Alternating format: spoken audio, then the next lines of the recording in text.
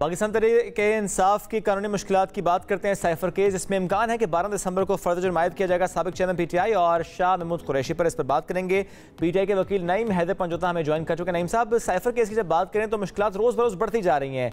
कब तक इस केस का फैसला हो सकता है, कब तक ये मंतक़ के अंजाम तक पहुँच सकता है? बहुत शुक्रिया जी, बड़ी मेहरबानी, बड़ी नवाजिश। पहली बात तो ये है कि जिस तरह से ये साइफर केस पहले चलाया गया, आपने देखा कि हर रोज़ एक नोटिफिकेशन जारी किया जाता था कि जेल के अंदर ट्रायल होगा।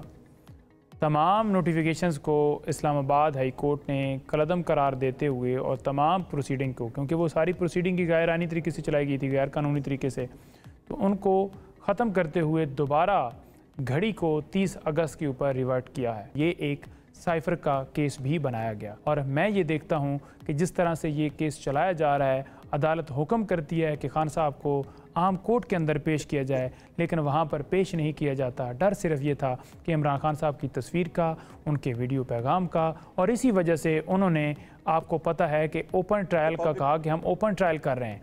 अब ओपन ट्रायल भी इस्लामाबाद हाई कोर्ट ने कह दिया कि ये ओपन ट्रायल नहीं है। अटॉर्नी जनरल ने ये एश्योरेंस दी थी कि हमने ओपन ट्रायल किया है। आम मीडिया को तो इजाज़त हुई और वकला की हद तक भी एक मखसूस लिस्ट, वो कहते हैं जी 8 आ जाएँ, जी 10 आ जाएँ। और इसके अंदर सबसे जो अहम चीज़ चल रही है ना, वो ये है कि स्पीड बहुत है। वो स्पीड कैसे है कि अगर लोगों के मुकदमात, आम शहरियों के, और अगर यही देख लिया जाए कि नवाज शरीफ के हों या जरदारी के हों, जहाँ पर शरीफ लग जाएगा या जरदारी या कोई और जमात का, तो उनके सालों साल मुकदमात चलते रहते हैं और आखिर में प्रोसिक्यूशन ही बयान दे देती है कि जनाब हमें कोई ज़रूरत नहीं है ना इनकी गिरफ़्तारी की, इनको बरी कर दी जाए, इनको छोड़ दिया जाए। और इसी तरह से आपने देखा कि उनकी किस तरह से बरीयत इस्लामाबाद हाई कोर्ट से हो रही है, नवाज शरीफ साहब की स्पेशली, और बाकी भी इसी तरह से आपको पता है कि अच्छा। और नईम साहब, मैं ज़रूर जानना चाहूँगा कि साबिक चेयरमैन पीटीआई, क्या आपको लगता है कि तवील अरसे तक जेल में रखे जाएंगे या कि कोई और रास्ता निकल सकता है, आसानी हो सकती है कोई? देखिए, पहली बात तो ये है कि हम ये देखते हैं कि अगर अदालत मेरिट के ऊपर ये फैसला करे, हमारी बेल जो है सुप्रीम कोर्ट के अंदर दायर हुई है, लेकिन अभी तक उसके ऊपर समाअत फिक्स नहीं हो रही। एक हियरिंग हुई जिसके अंदर उन्होंने कहा कि ठीक है जी, आपकी दरख्वास्त जो है मेंटेनेबल है, और नोटिस जारी हो गया। उसके बाद कोई समाअत फिक्स नहीं हो रही। अगर ये समाअत फिक्स होती है और केस के अगर मेरिट्स देखे जाते हैं तो इमरान खान साहब का कोई कसूर नहीं है, कोई जुर्म नहीं। इल्ज़ाम ये है कि उन्होंने साइफर को गुम किया।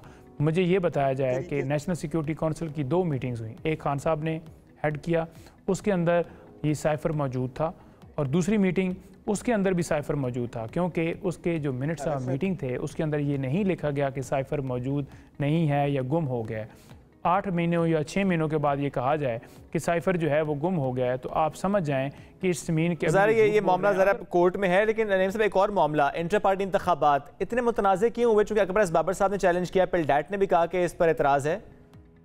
देखिए, पहली बात तो ये है कि जितने भी आज तक पाकिस्तान पूरे में 1960 से अगर ले लें तो किसी जमात के इंटर पार्टी इलेक्शन के ऊपर एतराज़ नहीं लगा।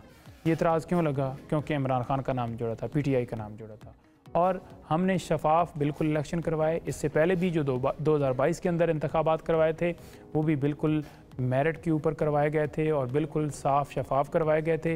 ये एक इल्ज़ाम लगाना या सिर्फ एक जवाज़ बनाना, और हालांकि जो 2 नोटिस भिजवाए गए उनके अंदर कभी भी जिक्र ये नहीं हुआ कि आपके इलेक्शन ठीक नहीं हुए।